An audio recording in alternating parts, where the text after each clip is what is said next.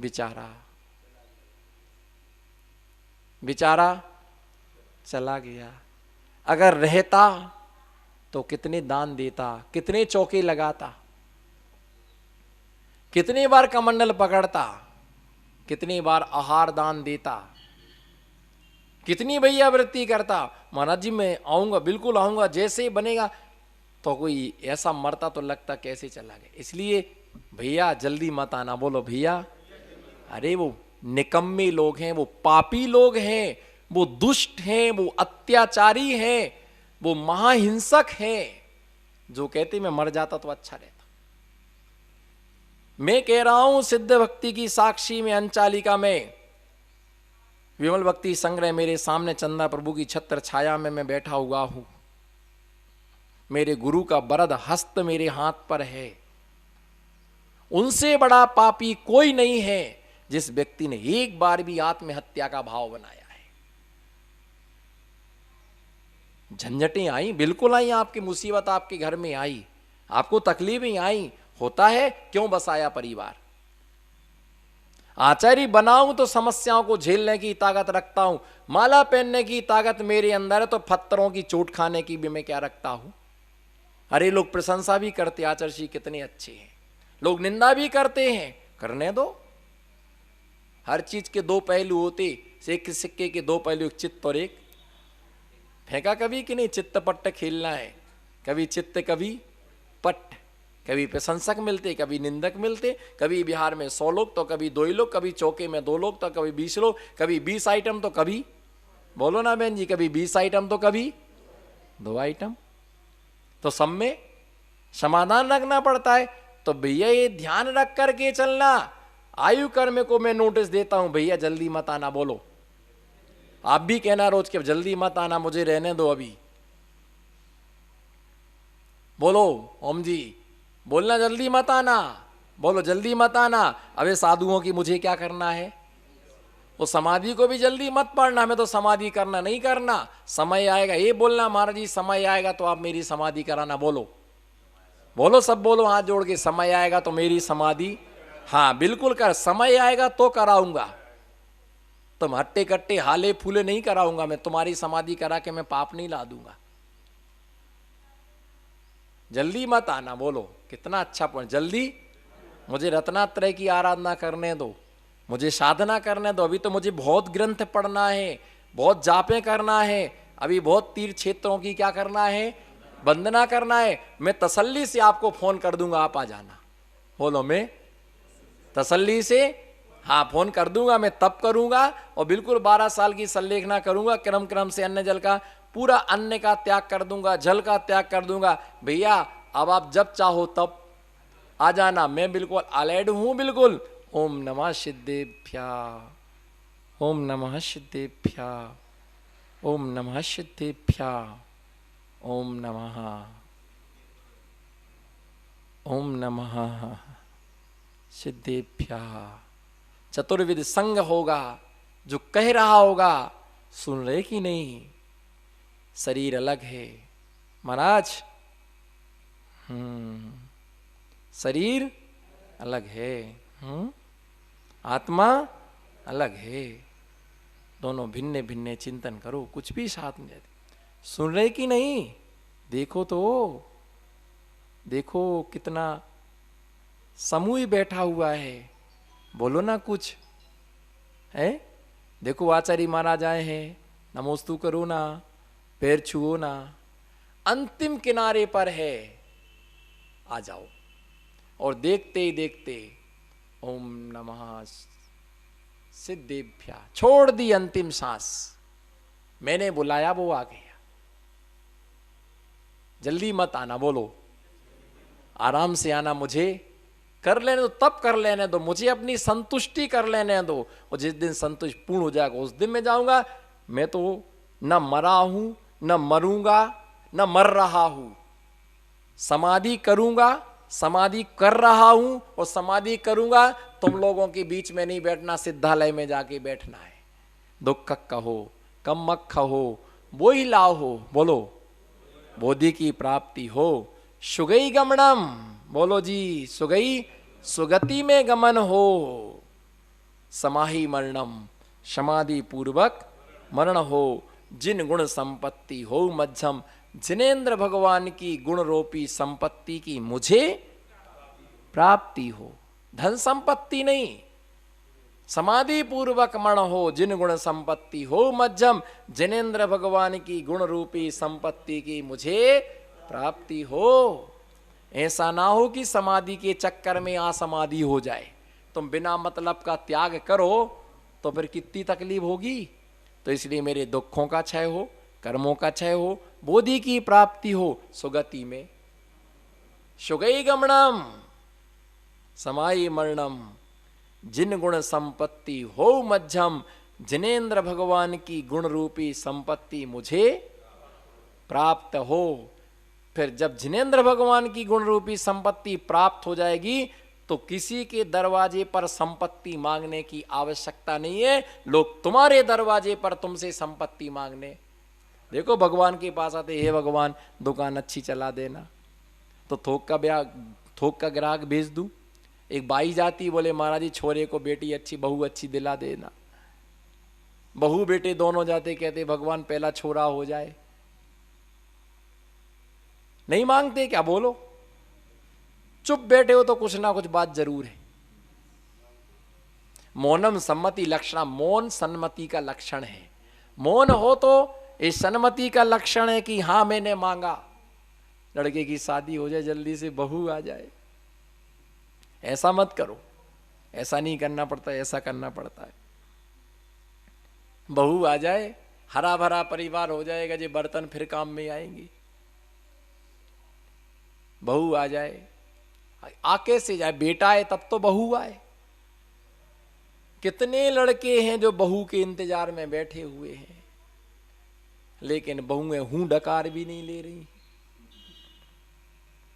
कहाँ के हो, कहाँ रहते हो, क्या करते हो, घर का मकान है, कहाँ रहते हो,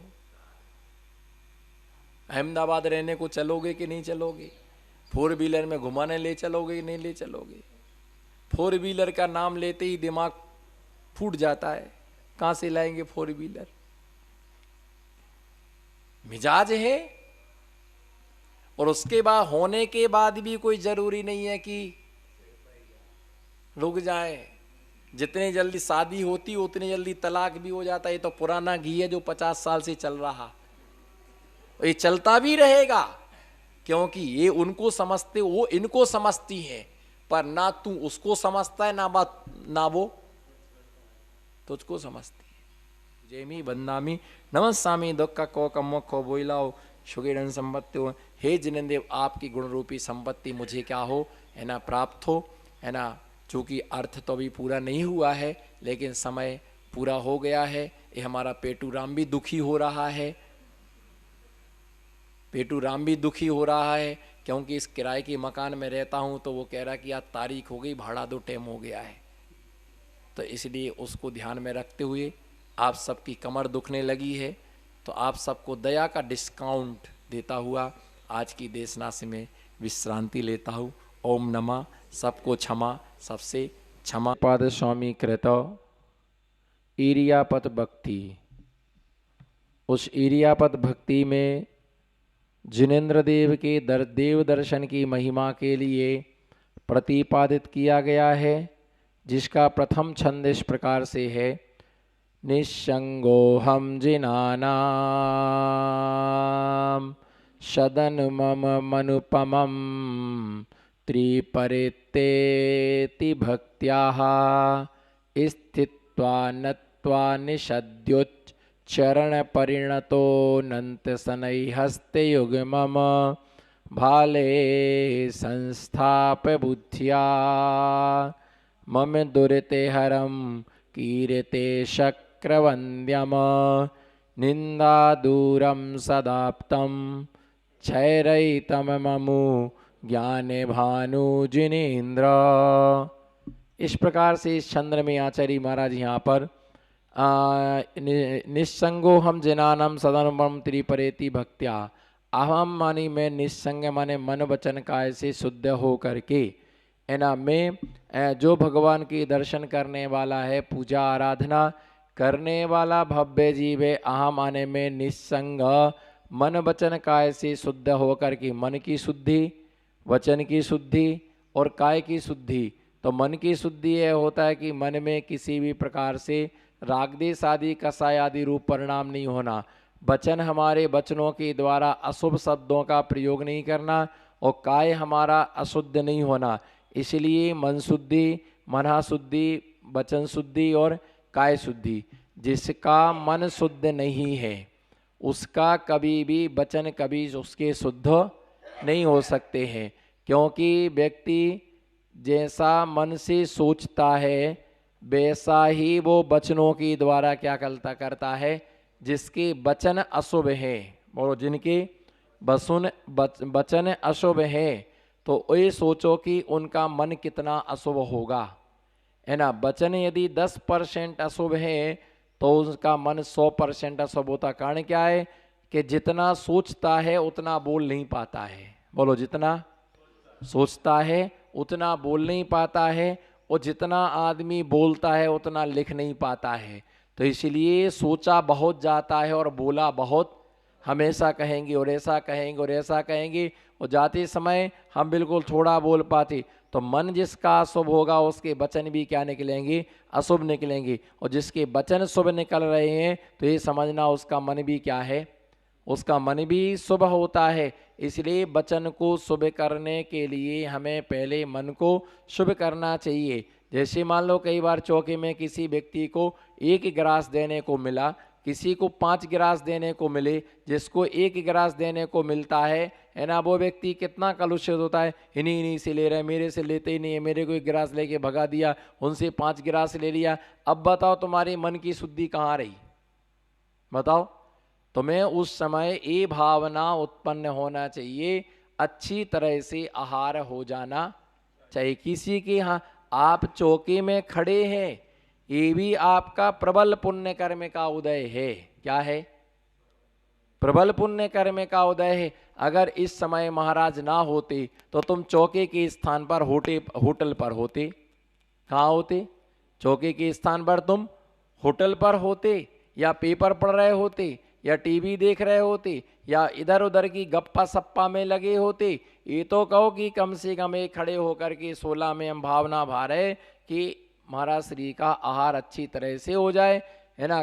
शांति धारा हो रही थी, कलश आपको नहीं मिला, हमको दे देते, है ना, हमसे कराते। क्या हम इंसान नहीं है क्या? क्या हम आदमी नहीं है क्या? ऐसा थोड़ी होता है। मंदिर में आकर के पाप करते हैं लोग। अरे भाई, ये सोचते चलो ठीक है करो, हमारा जब पुण्य कर्म का उदय आएगा तो मुझे मौका।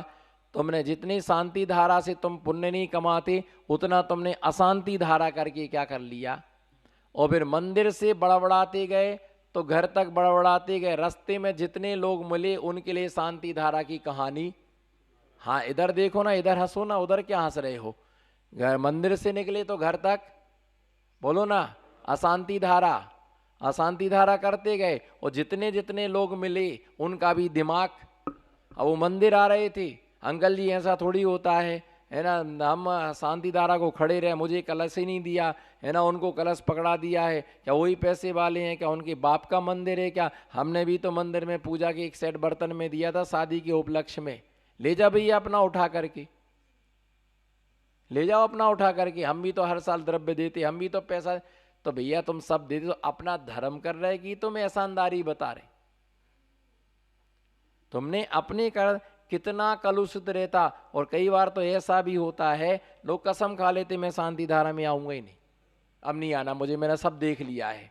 या मुंह देख करके पंचायत होती है, पंचायत के लिए थोड़ी आपको कोई सजा दी जा रही है, गिरफ्तारी वारंट निकला है।